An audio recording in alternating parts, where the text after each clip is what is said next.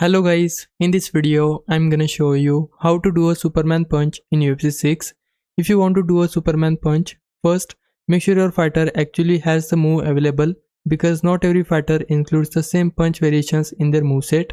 To check, open view moves and go to the punches section. Scroll through the list and you'll find different Superman attacks that your fighter can perform. One example is a Superman elbow. To do the Superman elbow, press R2 plus L1 plus triangle on PlayStation or RT plus LB plus Y on Xbox. Another variation is the rear Superman punch.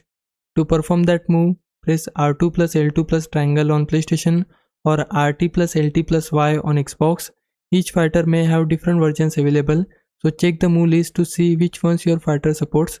Once you find the Superman move you want to use, get close to your opponent and press the button combination. Try it a few times in practice mode to get comfortable with the timing and distance, and that's how you do a Superman punch in UFC 6. Hope this helps. Leave a like and subscribe my channel. For now, thanks for watching.